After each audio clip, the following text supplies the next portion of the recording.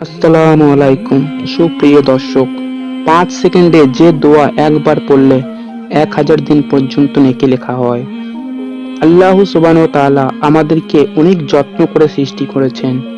আল্লাহ তাআলার মতো করে আমাদেরকে কেউ আর ভালোবাসেন না, আর বাঁচতে পারবেনও না। আর আল্লাহ তাআলা আমাদের জন্য প্রস্তুত করে রেখেছেন জান্নাত, যাহার তলদেশ দিয়ে প্রবাহিত হবে নহর। আর আল্লাহ তাআলার পরেই আমাদেরকে অত্যাধিক ভালোবাসেন আমাদের প্রাণ প্রিয় রাসূল সাল্লাল্লাহু আলাইহি ওয়াসাল্লাম। রাসূল সাল্লাল্লাহু আলাইহি ওয়াসাল্লাম সবসময় চিন্তা করতেন কিভাবে আমরা নাজাত পেতে পারি, কিভাবে আমরা দুনিয়া ও আখিরাতেও শান্তি পেতে পারি। তিনি আজীবন আমাদেরকে শিখিয়ে গেছেন কিভাবে আমরা অল্প পরিশ্রমে অধিক লাভবান হতে পারি। এরও ধারাবাহিকতায় তিনি আমাদেরকে শিখিয়ে গেছেন ছোট্ট একটি আমল, যে আমলটি করার ফজিলত অপরিসীম।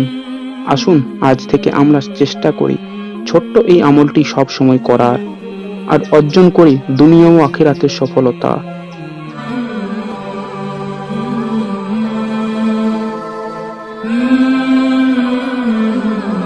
ছোট্ট এই দোয়াটি হলো জাজা আল্লাহু আন্না মুহাম্মাদান মা হুয়া আহলু। নবী করিম সাল্লাল্লাহু আলাইহি ওয়াসাল্লাম ফরমান, যে ব্যক্তি একবার এই দোয়া পাঠ করবে 70 জন ফেরেশতা 100 দিন পর্যন্ত বিরতিহীনভাবে উহার সওয়াব লিখতে থাকবে। সুবহানাল্লাহ। আল্লাহ ও তার রাসূল সাল্লাল্লাহু আলাইহি ওয়াসাল্লাম এর কাছে সবচেয়ে প্রিয় ওই আমল যা নিয়মিত করা হয়। আয়েশা রাদিয়াল্লাহু তাআলা থেকে বর্ণিত, হযরত মুহাম্মদ সাল্লাল্লাহু আলাইহি ওয়াসাল্লামকে জিজ্ঞাসা করা হলো, আল্লাহ তাআলার কাছে সবচেয়ে প্রিয় আমল কি? তিনি বললেন, যে আমল নিয়মিত করা হয়, যদিও তা অল্প হোক। তিনি আরও বললেন, তোমরা সাধ্যমতো আমল করে যাও। বুখারী 6021। প্রত্যেক ওযুর পরে কালেমা শাহাদাত পাঠ করুন। এতে জান্নাতের 8টি দরজার যে কোনো দরজা দিয়ে প্রবেশ করতে পারবেন। সুবহানাল্লাহ। সহিহ মুসলিম হাদিস নম্বর 234। প্রত্যেক ফরজ সালাত শেষে আয়াতুল কুরসি পাঠ করুন। এতে মৃত্যুর সঙ্গে সঙ্গে জান্নাতে যেতে পারবেন।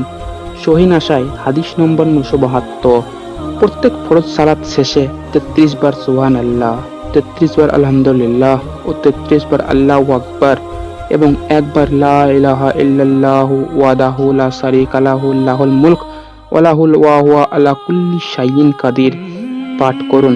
এতে আপনার অতীতের সব পাপ ক্ষমা হয়ে যাবে, সেই সাথে জাহান্নাম থেকেও মুক্তি পেয়ে যাবেন। কেননা দিনে 360 বার এই তসবিহগুলো পড়লেই জাহান্নাম থেকে মুক্ত রাখা হয়। আর এভাবে 5 ওয়াক্তে আমরা দিনে 500 বার পড়ে থাকি। সুবহানাল্লাহ। প্রতি রাতে সূরা মুলক পাঠ করুন। এতে কবরের শাস্তি থেকে মুক্তি পেয়ে যাবেন। রাসূল সাল্লাল্লাহু আলাইহি ওয়াসাল্লাম এর উপর সকালে 10 বার ও সন্ধ্যায় 10 বার দরুদ পাঠ করুন। এতে আপনি নিশ্চিত রাসূল সাল্লাল্লাহু আলাইহি ওয়াসাল্লামের সুপারিশ পাবেন।